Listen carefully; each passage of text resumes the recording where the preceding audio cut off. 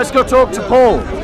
Okay. Oh, how are you, Paul? How you doing, Paul? And it's going in reverse. Very well, thank you. We'd like to talk to you about your supposed evidence of the Injil.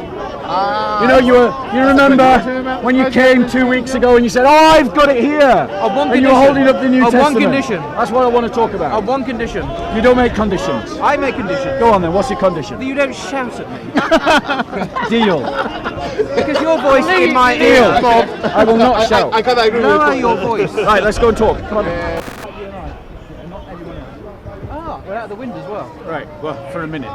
So, 2 weeks ago, Yeah.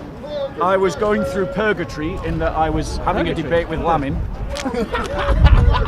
And it's convinced me, actually, that maybe purgatory is a real existence. Because the guy just works from a script and he can't have an intelligent conversation. But I know that you can. I know that you can. It's a bit unfair. But you came in and you heckled me, which is your right. This is Speaker's Corner.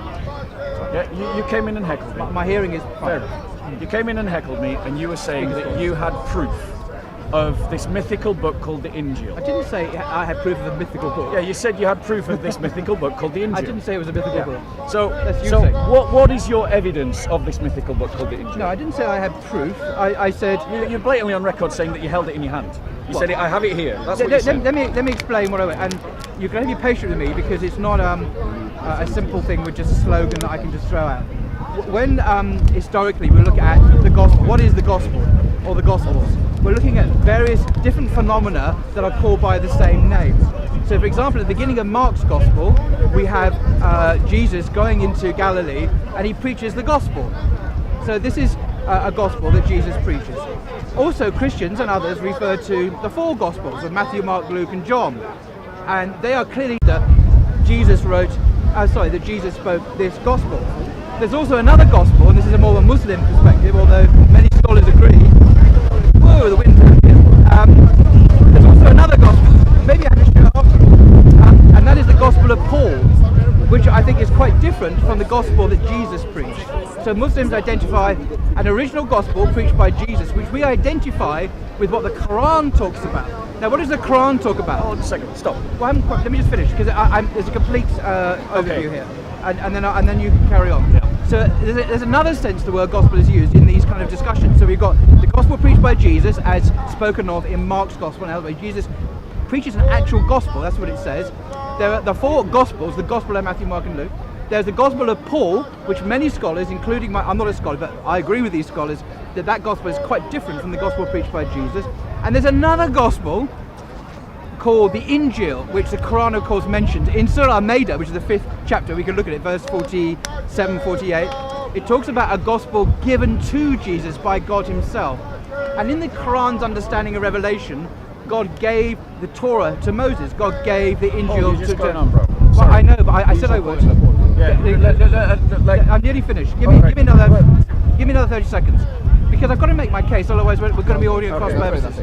So there's another gospel given to Jesus that the Quran identifies. Now, my final point would be this: that in my view, the gospel given to Jesus is the same gospel that the New Testament Gospels, plural, attest to when we have Jesus preaching the gospel. Because if you look at the content of that gospel, it's the same as the gospel in the gospel message in the Quran. Seconds. Maybe we need to time this, because I'm not happy if you're stopping me completing what I'm saying, because it's important we understand what we're talking about. Are you in a rush to go somewhere? No, but I'm also aware that because I'm not in a rush to go anywhere.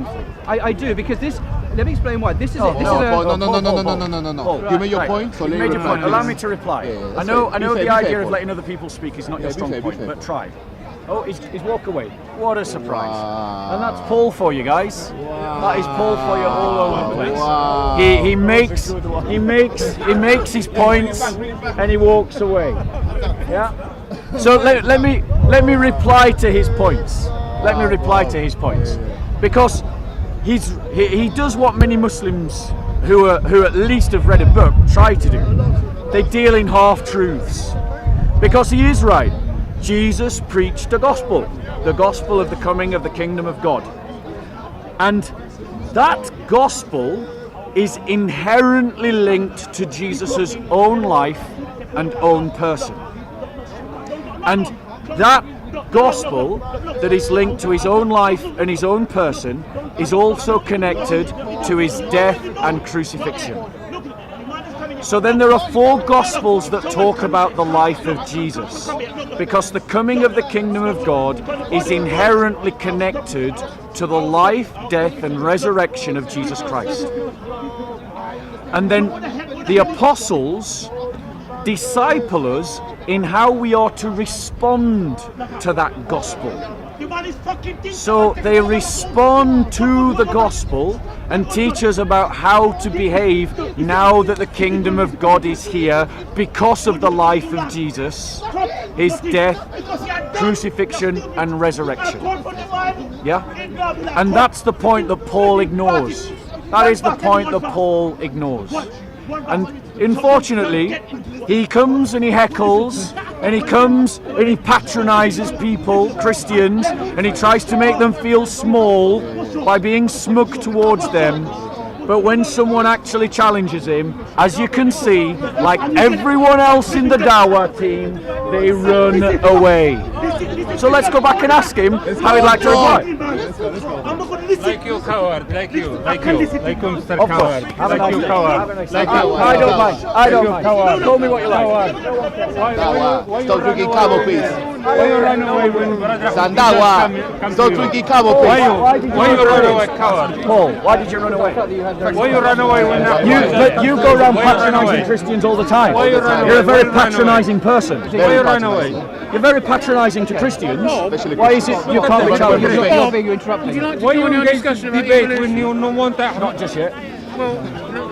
Okay, can you move away? Fair enough, bro. It's just that he But patronizes Christians and he just walks but away he, from he, the debate. he goes around. Where's the evidence of this in your Paul? I've learned talking to you is I'm not profitable because you don't let me speak. I did let you speak. No, you didn't. You spoke for ages. Finish your It's point. on camera. How long for? How long for? I have no idea. 1 minute, 2-3 1 minutes. minute and a half. I spoke for 1 minute and a half. I spoke for 1 minute and a half? And you made your point, yes. And you can cope with 1 minute and a half?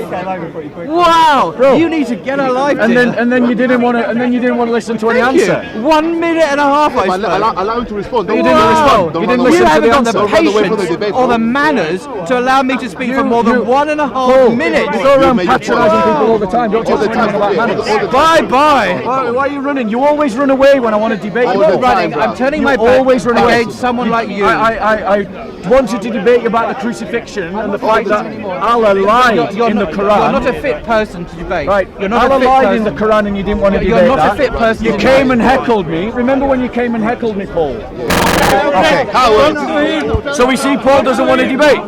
He wants to heckle, he wants to make his point, but he doesn't want to debate. And like the rest of the Dawah team, this is how they go on.